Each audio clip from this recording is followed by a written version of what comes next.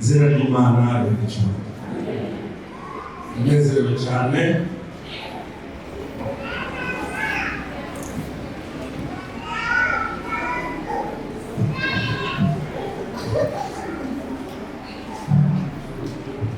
iri sabato irageze ndetse dufatanye gushima gahunda zabereye aha keretse umuntu udafite amarangamutima zabaye nziza kandi abayobozi bazikoze neza. Imana ikumisha twarize ababyeyi benshi, Imana yahaye umugisha ikabaha gushyigikira, Imana yakoze ihamucyubahiro. Reka ndebe abantu twari kumwe nimugoroba, mwanya wagiye nkabivuga byinshi. Abantu twari kumwe nimugoroba, none icyigisho twize uyu munsi mwakibonye? Yego. Icyigisho twize uyu munsi mwakibonye? Indirimbo nshya. Haleluya. Ababyeyi benshi bari aha, Imana yabaremeye indirimbo nshya, ariko cyane cyane umuryango w'umuvandimwe Michel, Imana yabaremeye indirimbo nshya. Buriya rero hari indirimbo baririmbye bafashijwe na korali Twiyarure.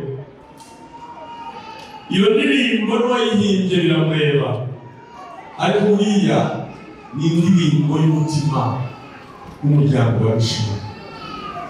Ngo bazi uburyane, ububabare, uburibwe bw'inzira banyuzemo, twebwe twabafashaga kuririmba, ariko ubundi indirimbo yari yawe.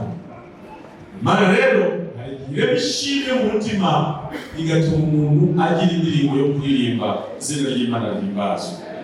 Rero nejejwe yuko ntarava hano bwari mwibere abahamya wo kubona ko hari igihe Imana ishobora gushyira indirimbo mu mutima wawe, igashyira indirimbo nshya mu kanwa kawe, nawe ukaririmba kandi ugashimira Imana. Nanezerewe cyane. Reka mbabwire ubutaha bizera namwe bayobozi mujye murarika n'abatizera, abantu bose muzi ko Imana yagiriye neza bakabona abana.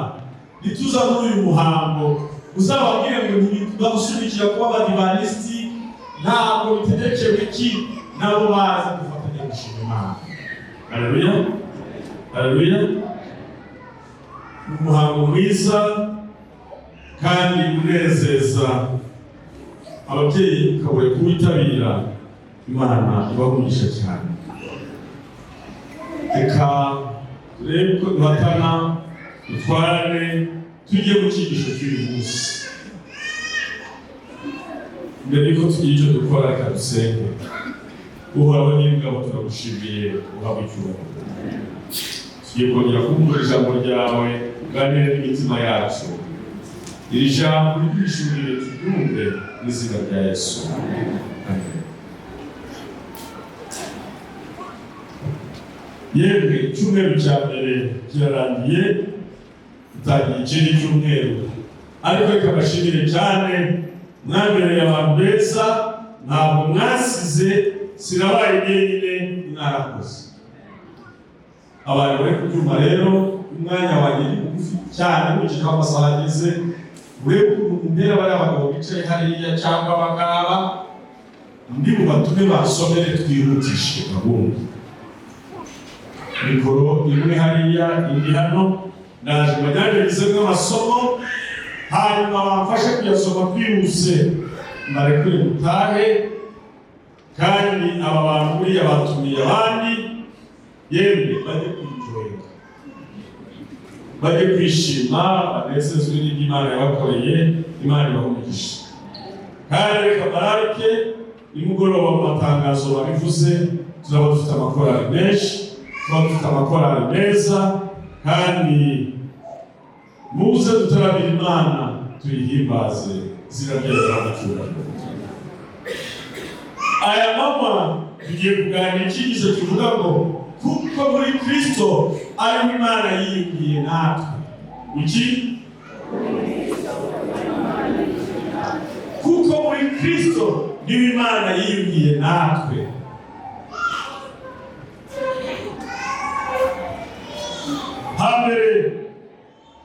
Hambere cyane hari umugabo washatse umudamu, amaze kumushaka mwihangane. Uwo mugabo amaze gushaka umugore, bahita babyara umwana w'umuhungu. Bakimara kubyara umwana wabo w'umuhungu, umugore arareba mu bwenge bwe agatoya, ibi jyewe ntabwo bishaka. Amategeko yo muri uru rugo oya nayanze.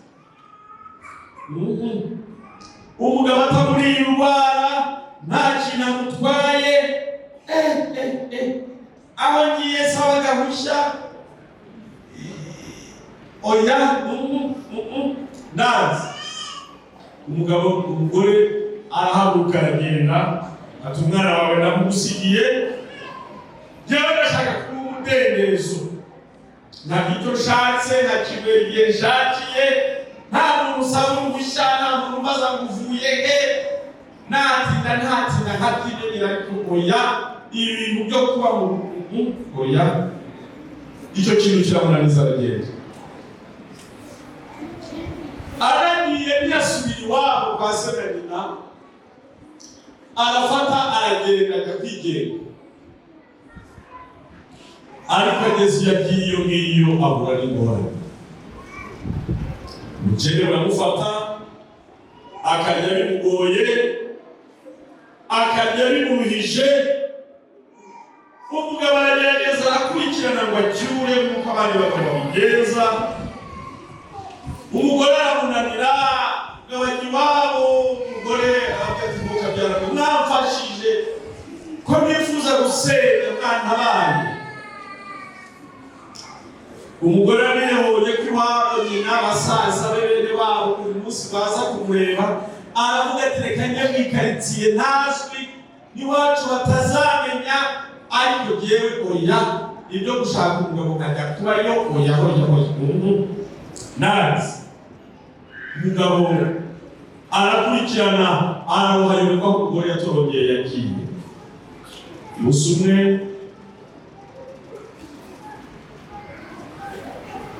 umugabo aragenda yicara iwabo, umugore arababaza ati murabona nzabigenza nte? Arashoboye. Bati mwana wacu, reka dukoranure usubize impano yawe, ntabwo twifatanyije n'uriya mukobwa, iriya bigusiga aho yabikubwiye, natwe biradutungurira gushobora. Umugabo ati mwikoranura. Icyakora nanjye ngiye kwihangana, sinzashaka undi mudamu, yenda azahinduka agaruka. Umugabo aragenda aricara, ati sinzashaka uzantanga kumubona azamubwire ko nyimukunda, ntabwo nzashaka undi mugore. Umugore aragenda, nawe barabyumva ubuzima yarangiyemo, aho araye akabyara, hari umugabo ntibakomeze kubana, aho araye akabyara, hari umugabo ntakomeze kubyara, abe kubana nawe. Abaye bagiye kwisanga afite abana nk'aba ngaba birimo turirimbira hamwe. Ntabwo nta minsi ihagije yo kubatungiramo. Uharaye ijoro ntabaye uharaye. Ubwo buzima butisha rwose bwo kuba mu rugo. Umugabo Imana igiye kumuhira, aratunga ibiti by'abantu bo mu isi batunga. Arahirwa, ariko umutima we ukomeza gutekereza umugore we. Reka nimutse mu gitekerezo. Umwana we yarakuze, aragimuka agera muri ya myaka abana bifuza, bareba ibintu mu rugo bakabaza. Abaza Satani kubaho, mama habaje umusubiza, udasubiza.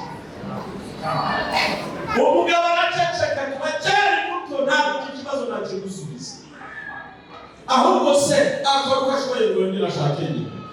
Icyo kibazo giceceke mu aramubeshanisha umwana w'umubyeyi. Ageze ya myaka abana bajya segonderi, akabona abana baherekezwa n'abanyina na base, ariko bakajyana na se gusa. Isa musezeye bamufata akaboko atari ku papa, mama abahe.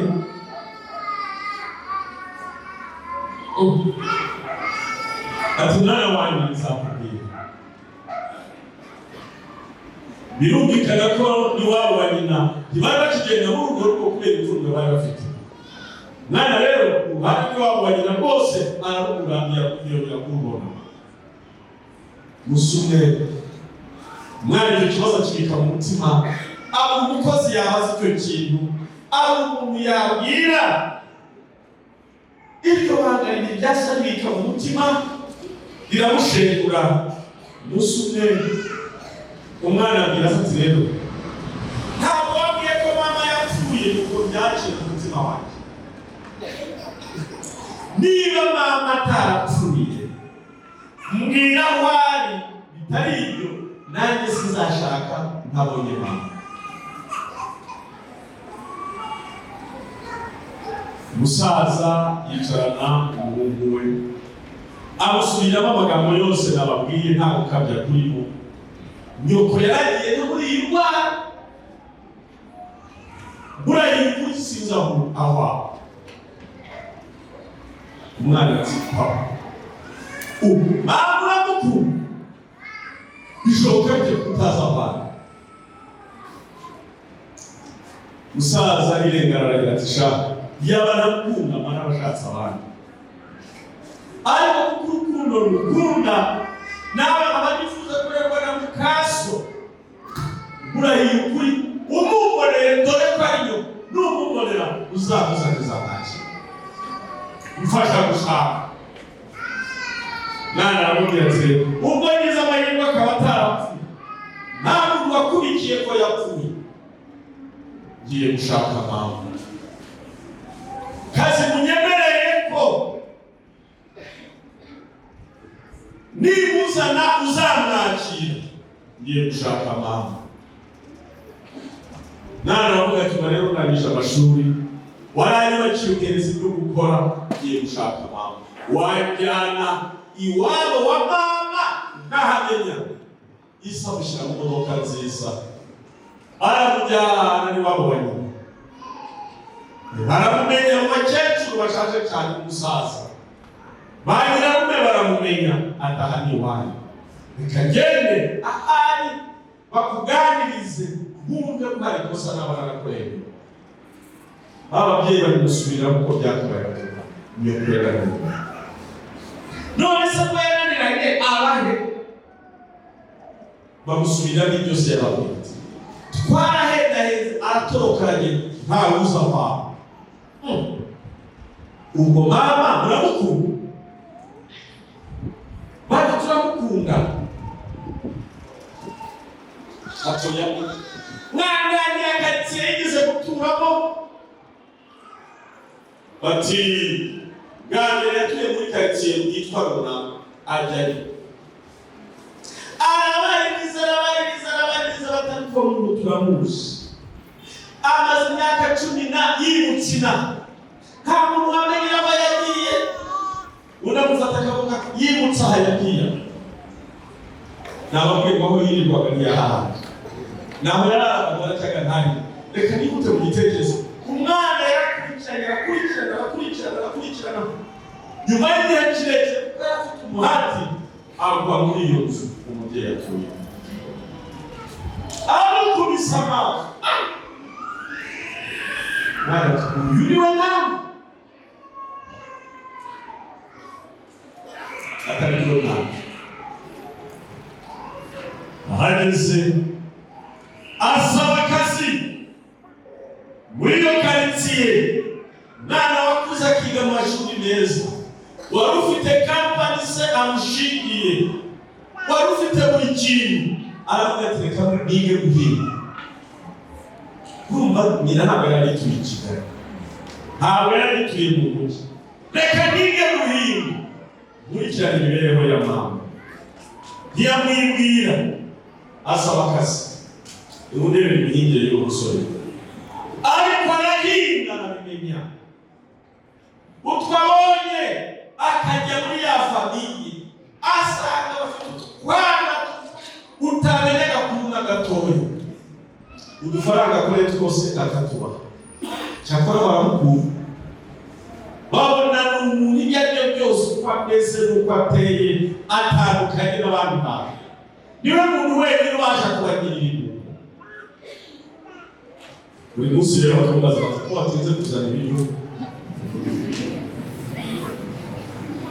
Abana ari aho ko bameze bareba n'uwo mubyeyi, koga natwe twatangiye gutwarira, duhungu natwe twagiye mu biyobyabwenge. Ibibazo biri ibibazo. Mwana mu mwaka wa mbere, wa kabiri, gatatu, abana nabo arareba ubuzima babayeho, aramwitegereza, areba icyo yakora ngo iyo famiye yihindure. Halo? Areba ikintu ari bukorere famiye ye kiramuyobera. Abantu ni abatumbura iwacu, abantu barutwa n'abakozi, abantu barutwa n'abapagasi b'iwacu. Uyu uzamuka umama namuza kaki, uyu mama hari umwenda namwambika kamwe.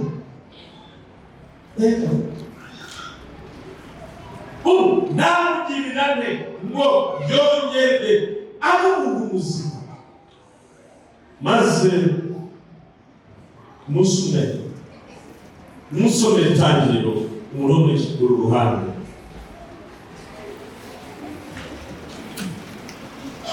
Musome Itangiriro igice cya 15.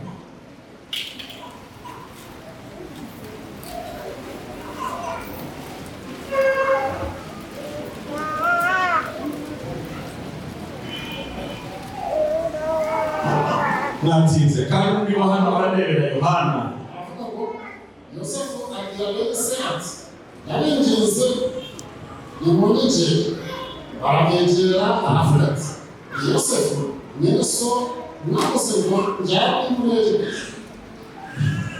Uyu mwana igihe kigeze abona akwiriye gutaha, arabegeranya nimugoroba, bicaranye twa twana tubunze mu rugo. Aratubwira ati, mama, umugabo witwa gutya na gutya uramuzi?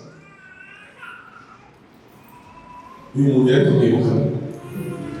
Nizeye nuse uyu mugabo uramwibuka. Ntekereje abagabo aziranye nawe. Arakomeza arashishoza atako kwa mwana, kuko uyu yari yaramutoye bafiyansanye mu musore, izina ryasigaye mu mutwe. Ati ndamuze ajate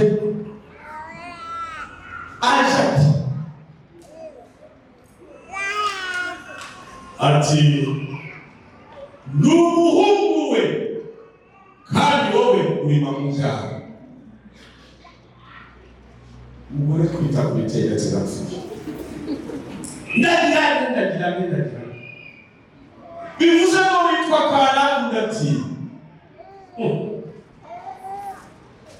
None uje gukora iki? Uzabaha n'iki? Igihe kigeze uyu mwana arabibwira, tutari isano nawe, turavukana nubwo musamutyo, turavukana nubwo mureba mwacitse, turavukana. Mama ndifura yawe. Ati ndakwiye ejo ndimuka genda sora cyane kandi naramubwiye ngo singuka ndagiye. Yohana 10:5 kandi unasomera 14 umurongo wa 9 Yohana nihute dusoze iki. Atiki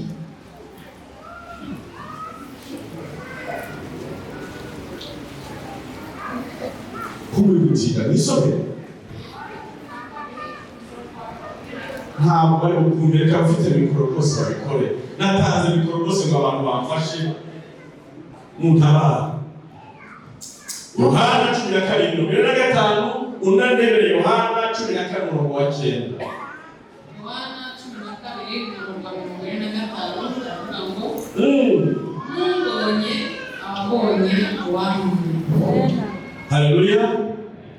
Umwana agerageza kubwira nyina tumva, mama nunareba neza murasa na data. Kandi imico nakugaragarije muri iki gihe cyose gishize neza nikomora kuri data. Nibaza urwango wanga data ni igiki yagukoreye ko ndeba ubuzima bayo buri inyuma y'ibintu wabukeka. Umbonye ababonye data. None 14:9 Yesu aramubaza ati nabanje nawe iminsi ingana ityo kandi wari wamenya afite. Rekera umwana nyirakomeje kwikarakasa aramubaza ati niko vugisha koko niba barambyaye ukamburabunga tubanye iminsi ingana gutya ntabwo uramenye ntabwo uzi. Niba warabanye na data akakurambiriza ntumuzi imico yawe ntabwo itameze nk'iyi. Nyiraterera akamubwira ndibuka narashobewe mu isi kuki ntagarutse gusubire kwa so.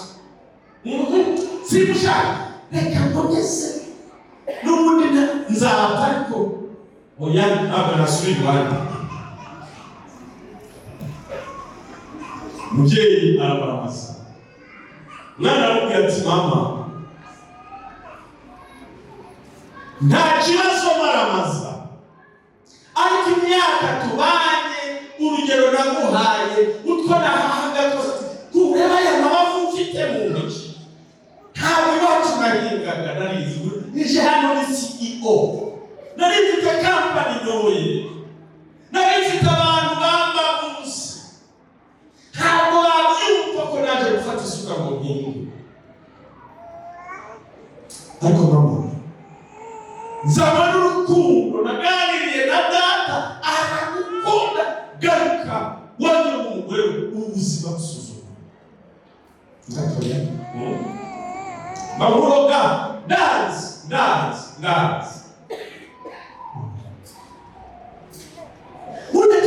imyaka maze ukuntu birenganitse tutwana mfite hari nabo n'abandi nabo sinajya ntitwabyara kwibuka we yanyakira bimeze bitwo yakoze kudanza wa mwana genda urakoze ariko genda.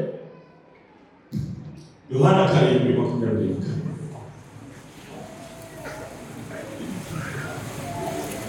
umugore akomeza kuvuga umusore amutungukaje namubwira iki nimuhabona musore namubwira iki navuga ngo iki namuki imbere mubwira iki Nemuca imanza kugaragara gusa. Oya 17:24 Yohana 17:24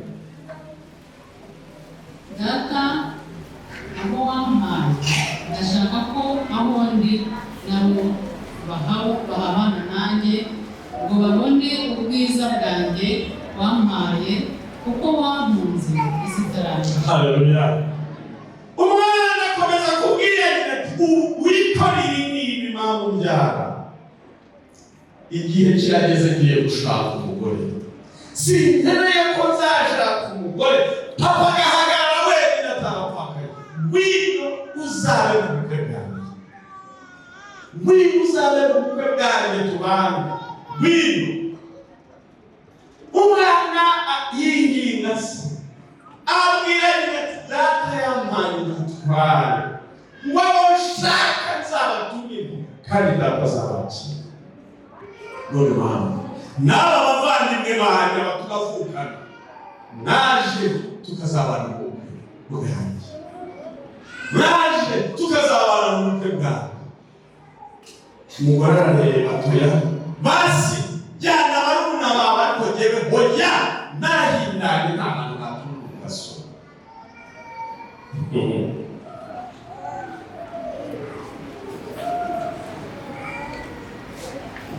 Arangije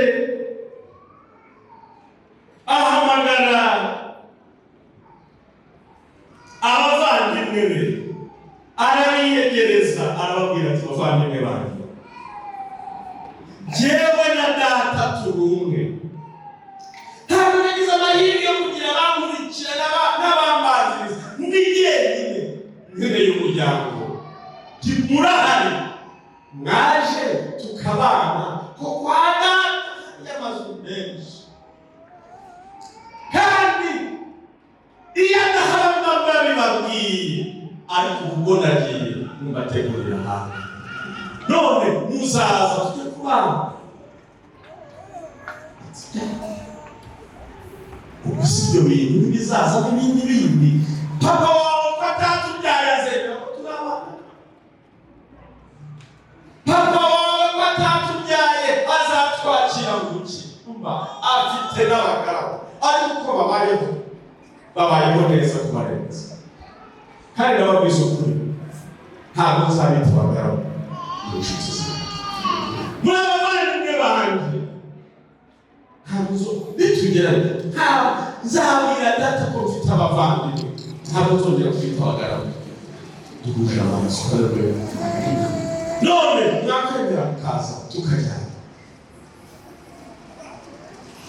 Kandi gutinda mu gitekerezo, Yohana 6:34.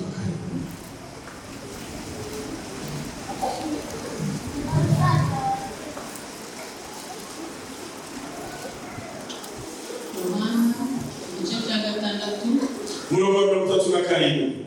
Ubwo data yampaye wese azaza aho ndi, kandi aza aho ndi, kandi uza aho ndi sinzamwirukana na hato. Haleluya.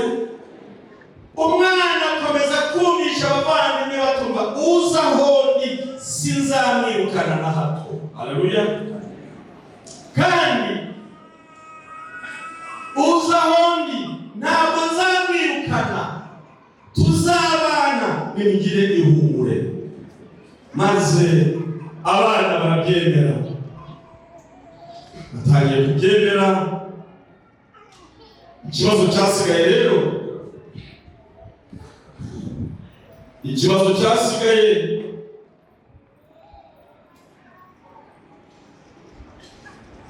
arababwira tumva rero, numva jyewe mugerageje kunyizera, numva jyewe mugerageje kubona ko yababa hano ukuntu bimeze, musigaranye ikibazo kuri papa ngo ntiyababyaye, ntabwo yaremera nk'abana, ntabwo yabakira. Ariko reka mbabwire, umufuka wanjye hano mfite akandiko yabandikiye. Yohana 16.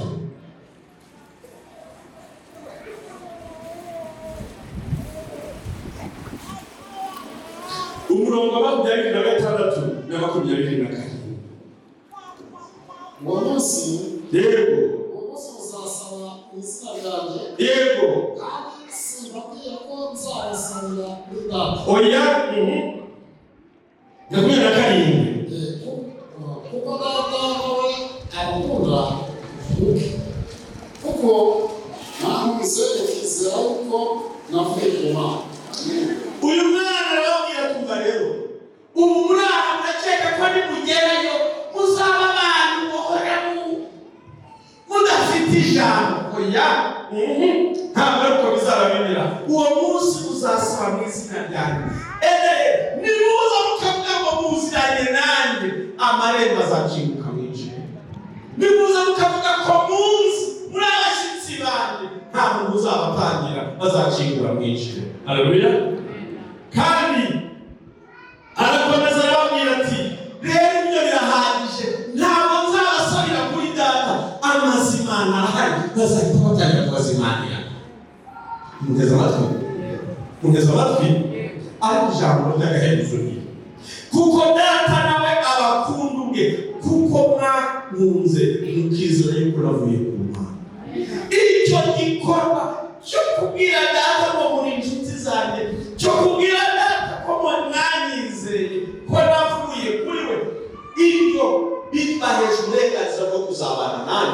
izina ry'Imana ry'Imana. Maze abantu rero baramwemerera, bamaze kumwemerera bamubwira ati rero mama urakoze cyane, ndashimiye ko wemeye, ariko ntabwo uri burebe ukuntu yasa. Bakubanza gukunga tsirita gatanga y'amasabune ashoboka n'amavuta ngo barebe ko yazanzamuka. maze umwana arazamuka. Igihe kinini bari barayobewe aho yagiye, ageze abantu baramwakira babona yaracurutse nawe yapfuye yize guhinga. CEO ntabwo asa na CEO, Diretere Generale ntabwo asa na Diretere Generale, yaratuyutse. Abakozi batari bazi amakuru bataka kumato uvuye he? Ati nari muzi umukunzi wanjye. Uvuye he? Ati yabibwiye ko si intama 99 njya gushaka neza. Wari waragiye ko twagukumbuye. Nari muzi umukunzi wanjye. Nabonye abavandimwe mutazi, mwitegure, mwambare neza, mwiboneze, ngiye gukora ubukwe. Kandi ubwo mwabaga ahangaha ndabaturiye mu bukwe bwawe. Ati umugeni wawe uzamukura he? Ahantu nari nagiye kumubingira. Inkwano natanze n'amaraso yanjye. Nubwo murebana umukire, nagezeyo muri mpano. Nagezeyo mbere nka Yakobo, mbigira uyu mugeni namwigira. Bisaba sibyo bintu bizahari. Bigira Yakobo mugeni, ndamukunda umutima wanjye.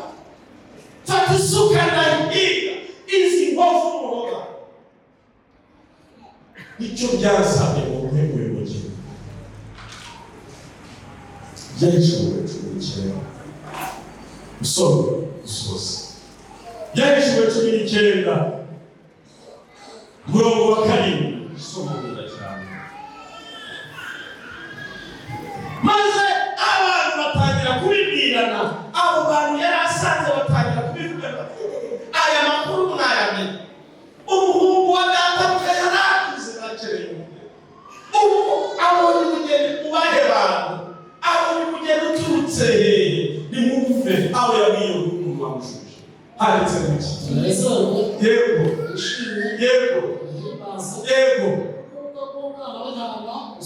Haleluya. Maze abari n'ijuru bararirimba ngo twishime, tunezerwe kuko umwana w'intama usohoye. Uyu mukunzi ntabwo yakwiriza abamarayika. Lusoferi yari yicaye mu mwanya ukomeye cyane, ahantu abandi bamarayika badashobora kureba Imana. Ubwiza bw'Imana bwaba kumurusumwe bigize kubyarana mu ruganda rwose. Yari igitekerezo. Maze barantambagiza, baranyereka, bareba intazi, baranyereka Moses ukuntu batangira gucukura amabuye ngo bayazane, komeza turazenguruka.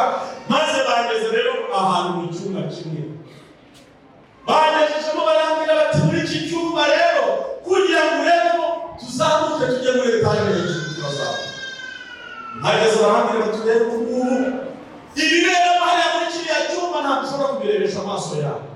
Beki bati hari umuriro ufite ubushyuhe, temperatire nini cyane, hejuru y'ibihumbi bingahe, itwika ibuye rigahinduka ivu. Rero urebeshejemo amaso, ubushyuhe burimo bwaturitse amaso yawe. Nuko banyambika ibintu, ikintu cya darubini sizi uko cyitwa. Banyereka mu kadirisha gatoya k'ikirahuri kari karimo. Maze ndeba ibikorerwayo. Bamenamo amabuye, bamenamo ibitaka, hari ubushyuhe bwinshi. Nanjye bakagira ngo filime y'umweru, uko amaso yanjye atabashaga kwihanganira bwa bushyuhe, niko hari amaso y'ibiremwa atahangara kureba ubwiza bw'Imana. Nawe reba ushobora kureba mu zuba, ariko ubwiza bw'Imana uko inshuro nyinshi ririya zuba kureba, hari ibizima bibana n'Imana mu ijuru. Ibyo bizima akazi kabyo nuko umucyo w'Imana binyuramo ukabihinduranya usagutse inyuma. Nibyo ibiremwa bindi bibana mu ijuru bibasha kwihangana. Abahanga batubwira ko iri zuba ryacu hari akayunguruzo, niko twabwize batwigisha, batwita akayungurizo, ngo kayungurura umucyo, bityo umucyo ukwiranye n'ubuzima bwo ku isi niwo mucyo ugera hano. Nibyo abize nanjye siko mwabyize, ibirenze aho sinabimenya.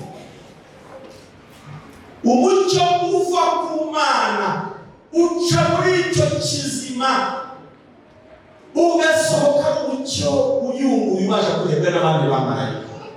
Satani wahoze muri uwo mwanya akagwa yaritwaga Rusuferi, ntabwo Yesu yagupfiriye, ntabwo Yesu yaje kumushaka bene ako kageni.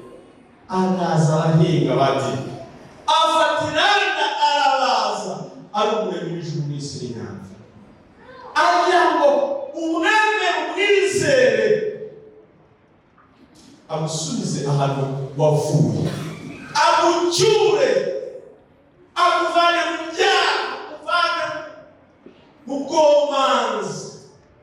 Mwemerere agucyure kwa se, mwemerere agucyure kwa se, mwemerere agucyure kwa se. Kandi mwishimye mwabari baturanye nanjye, nimunezerwe kuko ubukwe bw'umwana w'Imana butashye. Umugeni aramwemereye, umugeni yemeye ko azagaruka. Nuko nyina rero yambara igikoni. Uyu munsi turahinduye shapitire, tumaze iminsi twiga amasezerano, tuzasoreza umunsi umwe twamaze kugera mu ijuru, twatangiye kugera. Abemereye kandi abemereye, ubu tugiye gutangira twiteguye. Hari tuzagurira imyenda tuzambaraho, tugiye kudodesha. Ibi nibyo tugiye kwiga iki cyumweru. Ngiye kubigisha uburyo abazatahuka k'uyu mwana w'intama ukuri dukwiriye kwitwara. Haleluya. Ubu twahinduye, tuvuye mu masezerano, turayakakambiye kugera ejo nimugoroba. Ubu rero tugiye kwimenyereza abari bwemere irarika, bakemera ko bafitanye isano na Mesiya. Nimumurebe avukira mushyire mu gaciro. Mariya ntiyamumenya, ajya mu umwana nk'abandi babyara, ntiyamumenya, ntiyamusobanukirwa. Abana nawe kugera igihe abatandukanye Golgota, abwira Yohana ati akira umwana, akira umubyeyi nawe kubwiye akira umwana. Atarigeze abimenya, ntiyabona umwana nk'abana. Byashoboka kuba banyuye umucuruzi, kamumenya bamwigisha mu ndirimbo z'ibitabo na Bibiliya ukamusoma. Uremera irarika, uyu munsi witegura ubukwe bw'umwana w'intama, nawe uzabutaha. Somo risoza. Rwa kabiri, urwandiko rwa kabiri rw'Abakorinto, igice cya 5 umurongo wa 19.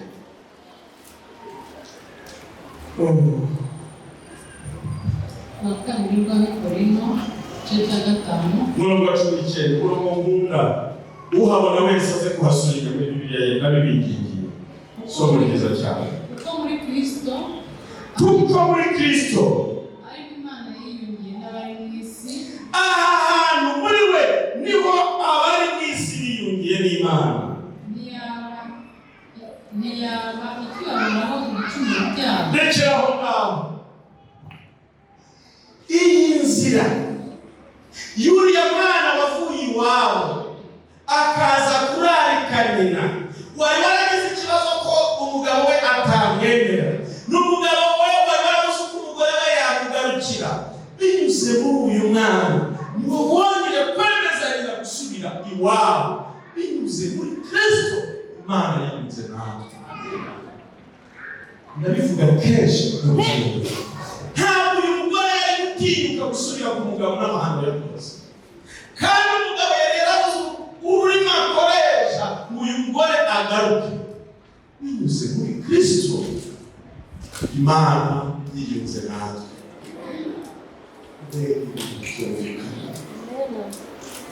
Ni ukuri binyuze muri uyu mwana wenyine Imana yaramwohereje ajya gutinyura nyina, kandi nyina batinya umugabo we aratinyuka araza binyuze muri Kristo. Imana yiyunze natwe, kandi imaze kwiyunga natwe ntiyabica tumaraho ibicumuro. Iki nicyo kintu gishimishije. Wapi ntabwo bivuga icyo bisobanuye ni iki? Ntabwo Imana Yesu asubiye mu ijuru ry'Imana tukagamubwira abo babaye uzemere tubane hano nati bihogora abantu nari bakeneye uzakwemerera azaza abana nawe atitaye ku makosa yose twamukoreye. Niyo mpamvu nimugoroba twiga ngo ufite uyu mwana uriya afite ubugingo buhoraho. Icyo cyiciro cy'ubugingo ufite uyu mwana akamwemera afite ubugingo buhoraho. Yaraje arakubwira uremeye yewe iyo amuhaye meditasiyo ye tuzinjira mu marembo y'Isabato. Oya tuzagerayo kuwandikwa ku Isabato, tuzabicika barya kumufata fusheti zabo ukuntu babaho ntabwo ari nk'ibi by'intanga.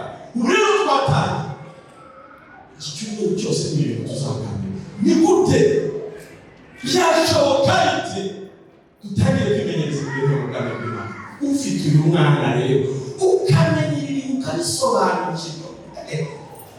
Natinyaga Imana kizayumva, natinyaga Imana kizajyana mu muriro, none umwana wabasha kumbwira ngo nzajyayo.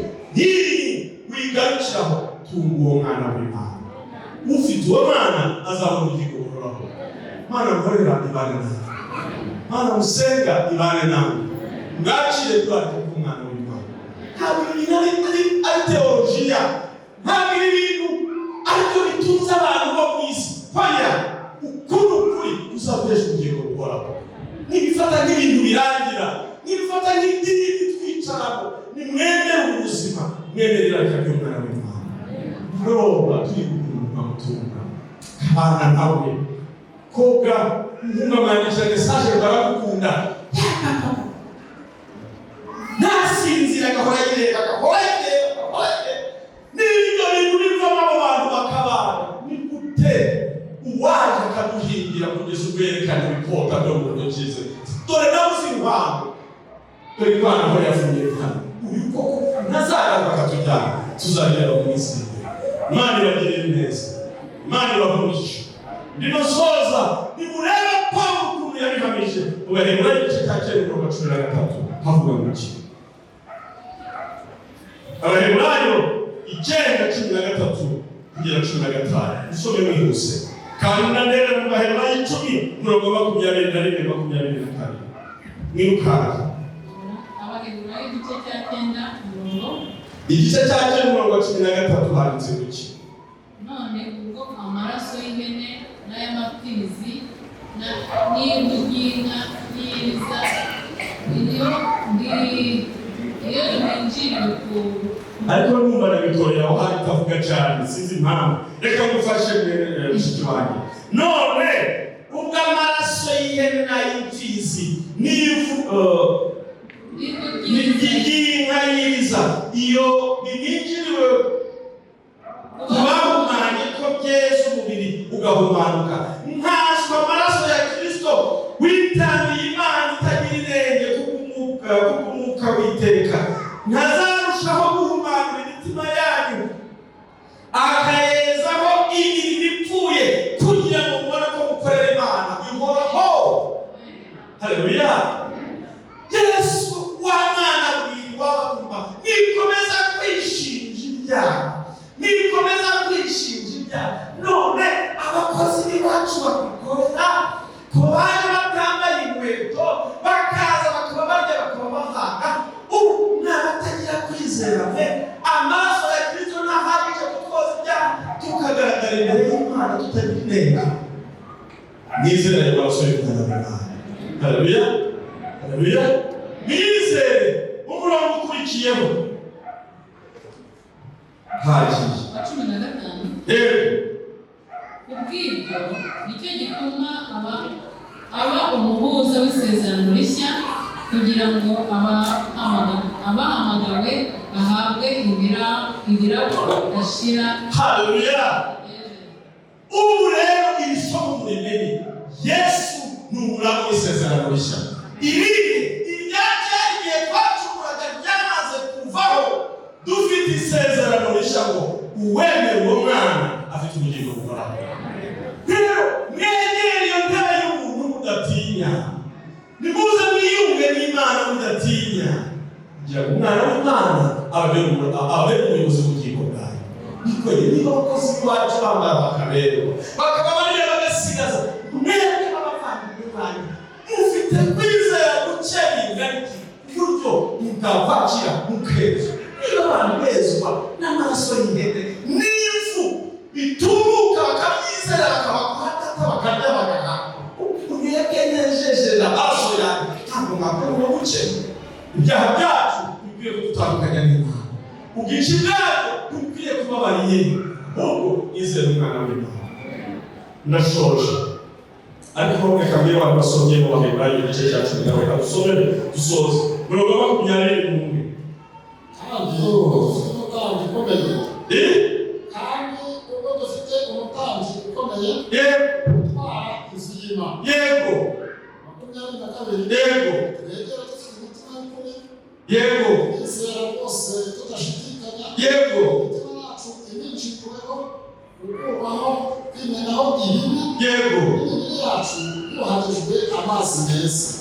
Mwanya wacitse isomo nariko kubw'izo mpamvu dufite umutambyi mwene wacu ugira mwene wanyu muri immigration, bigahita bikuvanaho kujya gutonda umurongo n'abandi ukamuhamagara ugasanga pasiporo yabonetse. Ukagira mwene wanyu ku bitaro ugasanga yagufatiye nomero. Dufite umutambyi kandi ni mwene wacu. Muratinishwa n'iki kumwegera? Nimugoroba turamwiga cyane. Muratinishwa n'iki? Nimuze no mudafite ibyo mwipfurukaho, mudafite ibyo mwishinja, nimumwegere. Ufite ibiti bike itariho kwimenya mu ibyaha. Mana amahoro mubeze kandi batungane. Inshuti zanjye, ibi bitabateruye, ahubwo mwakira umwana w'Imana. Umwemere ko muzataha ubukwe bwe, azabavugira ntawe uzabasubiza inyuma. Bazajya bamubaza bati kanaka tubona umushyitsi wanyu, kanaka tubona umushyitsi wanyu, tujya mu bukwe bw'abantu bato ko mungana gutya, ariko niba ubukwe abandi n'amaso tunabikanakana tunabikanakana, uwaje akabakwa amaraso ye abazi mu mazina, abazi mu mazina. Emera umwana w'Imana umwakire. Ndashoje nsaba ari mu iteraniro ufatanyije nanjye ukuri mwakirira ikagira umwana w'Imana. Niwe wenyine uzatuvuganira kandi uzabwira se ko atuzi, nta mukumirizi uzamukumira, nta muntu w'imini uzaduhagarara imbere. Uwo azajya barazajya avuga ati natambuke yicare ndamuzi, natambuke yicare muzi bw'isi. Umugoroba turabiganira. Ufite uwo mwana w'Imana ufite ubugingo. Hanyuma reka abaririmbyi batambuke na ya ndirimbo dusanzwe turirimba, dusoze gahunda y'uyu mwanya. Ahasigaye naho mu kanya Imana ibavugisha mu izina rya Yesu.